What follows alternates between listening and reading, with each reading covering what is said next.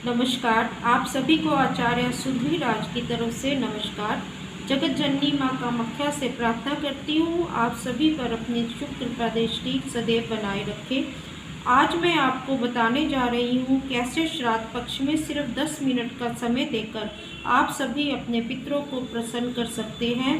हम सभी भोजन वस्त्र दान तो करते ही हैं इन दिनों में, परंतु ज्ञान जो हमें प्राप्त होता है वो भी हमारी पितरों की कृपा से ही होता है। इसलिए हम इन दिनों में भगवत गीता के 7वें अध्याय का पाठ करके अपने पितरों को प्रसन्न करके अपनी मनोकामना पूरी करवा सकते हैं। अब मैं ये पाठ करने जा रही हूँ। ओम नमो भगवते वासुदेवाय नमः। ओम नमो भगवते वासुदेवाय नमः। ओम नमो भगवते वासुदेवाय नमः। मम पितृदेवाय नमः। ओम मम पितृदेवाय नमः। ओम मम पितृदेवाय नमः। आप सभी को भी अपने पितरों का ध्यान करते हुए ऐसे ही प्रार्थना करनी है। अब मैं गीता के 7वें अध्याय का पाठ करने जा रही हूँ। श्री कृष्ण भगवान बोले, हे पार्थ, मुझ में मन लगाकर मेरे ही आश्रय होकर योगाभ्यास करते हुए मेरे स्वरूप का तुम्हें संशय रहित पूर्ण ज्ञान होगा। सो सुनो, विज्ञान सहित यह पूर्ण ज्ञान मैं तुम्हें सुनाता हूँ, जिसके जानने से तुमको इस लोक में और कुछ जानना शेष न रहेगा। सहस्त्रों मनुष्यों में से कोई एक सिद्धि प्राप्ति के लिए यत्न करता है, और यत्न करने वाले सिद्धों से भी कदाचित ही कोई मुझे ठीक से जान पाता है। पृथ्वी, जल, अग्नि, वायु, आकाश, मन, बुद्धि और अहंकार, ये 8 प्रकार की मेरी प्रकृति माया है। इस प्रकृति को अपरा अचेतन अर्थात जड़ कहते हैं। और हे महाबाहो, इनसे दूसरी प्रकृति चेतना, जिसने संपूर्ण जगत धारण किया है, इन्हीं दोनों प्रकृतियों में सब प्राणी मात्र उत्पन्न होते हैं, ऐसा जानो। यह प्रकृतियाँ मुझसे ही उत्पन्न है। इस प्रकार जगत की उत्पत्ति और प्रलय का कारण मैं ही हूँ। हे धनंजय, धागों में जिस प्रकार मणि पिरोई जाती है, उसी भांति ये संसार मुझ में गुथा हुआ है, मुझसे परे कुछ भी नहीं है। हे कुंती पुत्र, जल में रस मैं ही हूँ, चंद्रमा और सूर्य की प्रभा में मैं ही हूँ, सब वेदों में प्रणव मैं ही हूँ, आकाश में शब्द तथा पुरुषों में पुरुष मैं ही हूँ। हे अर्जुन, पृथ्वी में जो सुगंध है तथा अग्नि में तेज मैं ही हूँ, सब प्राणियों में जीवन और तपस्वियों में तप मैं ही हूँ। हे पार्थ, संपूर्ण प्राणियों में सनातन बीज रूप मुझको ही जानना, बुद्धिमानों में बुद्धि रूप और तेजस्वियों में तेज मैं ही हूँ। हे भारत श्रेष्ठ, काम और रोग सहित बलवान पुरुषों में बल और पुरुषों में धर्म के विरुद्ध जाने वाला काम मैं ही हूँ। जिसने सात्विक राजस तामस पदार्थ हैं, वे सब मुझसे उत्पन्न हुए हैं, परंतु उनसे मैं नहीं रहता हूँ, वो मुझसे हैं। सत्य, रज, तम, इन तीनों भावों में ये सारा संसार मोहित रहता है। इस कारण यह इससे मुझे अव्यय परमात्मा को नहीं जानता। मेरी यह गुणमयी और दिव्य माया अत्यंत दुस्तर है। जो मुझको अनन्य भाव से पूछते हैं, वे इस माया को पार कर जाते हैं। जो पापी इस मूढ़ नराधाम माया ने जिनका ज्ञान हर लिया और आसुरी भाव ग्रहण किए हैं, वे मुझको नहीं पाते।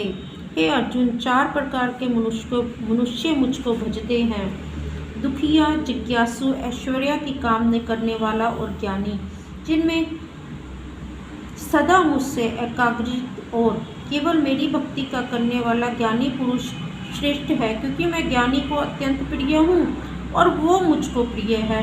यद्यपि ये सभी भक्त अच्छे हैं तथा ज्ञानी तो मेरी आत्मा ही है, क्योंकि वह मुझ में ही मन लगाकर मुझ में ही सर्वोत्तम गतिमान मेरा ही आश्रय ग्रहण करता है।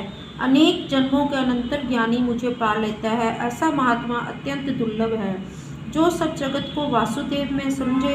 अपनी प्रकृति के नियम के अनुसार मनुष्य भिन्न भिन्न काम वासनाओं से अज्ञान में डूबकर उन फलों को चाहना से अन्य देवताओं के अधीन होकर उनकी उपासना करते हैं। हे अर्जुन, जो मुझे भक्त श्रद्धापूर्वक जिन देवताओं का पूजन किया करते हैं, उन पुरुषों की उस श्रद्धा को मैं दृढ़ कर देता हूँ।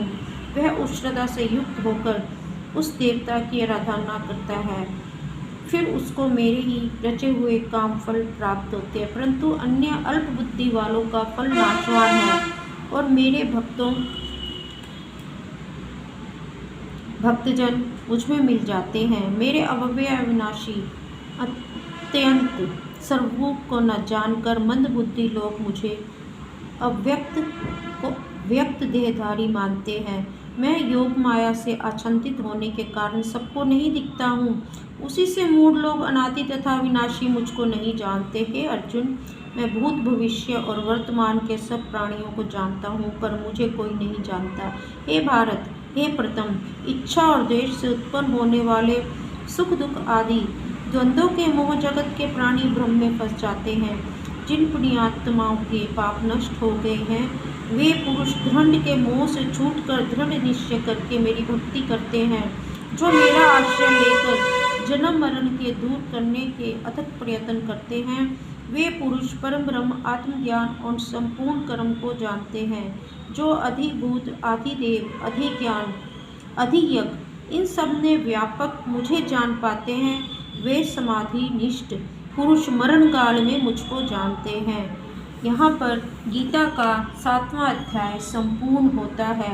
मैंने अपने ज्ञानानुसार गीता के विशाल इस 7वें पाठ को बहुत ही छोटा बनाया है, ताकि मैं समाज में रहते हुए आप लोगों तक इस ज्ञान के प्रभाव को, शक्ति को और इसकी उपयोगिता को आप तक पहुंचा पाऊं और आप कम समय में इस सर्वोत्तम भव्य पाठ का जब पाठ करें तो आपके पितृ भी आपके साथ बैठकर सुने और आप पर प्रसन्न होकर वो आपकी मनोकामनाएं पूरी करें। इसे कहते हैं हम अपने ज्ञान कर्म के अनुसार ज्ञान कर्म की अपने ज्ञान कर्म का प्रयोग करते हुए अपने पितरों को प्रसन्न कर रहे हैं। अंत में आप सभी ने प्रार्थना करनी है। ओम नमो भगवते वासुदेवाय नमः। ओम नमो भगवते वासुदेवाय नमः। ओम नमो भगवते वासुदेवाय नमः। ओम मम सर्वपितृभ्यो नमः। ओम नमो मम सर्वपितृभ्यो नमः। ओम नमो मम सर्वपितृभ्यो नमः। हे वासुदेव, आप साक्षी हैं, मैंने अपने पितरों के लिए गीता के 7वें अध्याय का पाठ अपने ज्ञानानुसार किया। कोई भूल चूक रह गई हो क्षमा करते हुए पितृलोक में मेरे पितरों का कष्टों से मुक्ति देते हुए उन्हें मोक्ष प्रदान करें और मेरी संतानों व मेरे परिवार को आदि से अनंतों काल तक पितृदोषों से होने वाले कष्टों से मुक्ति देकर इस मनुष्य जीवन में हम सभी को उन्नति और सफलता के मार्ग पर अग्रसर करते हुए हमारे इस मनुष्य जीवन को सफल करें और अपनी भक्ति व कृपा दृष्टि का फल सदैव हम पर, हे वासुदेव, हे हमारे पितरों देवों, आप बनाए रखें। अपनी शुभ कृपा दृष्टि द्वारा प्रसन्न रहें। भूल चूक के लिए कोई भी गलती हो माफ़ करना। ओम मम पितृदेवाय नमः। ओम मम पितृदेवाय नमः।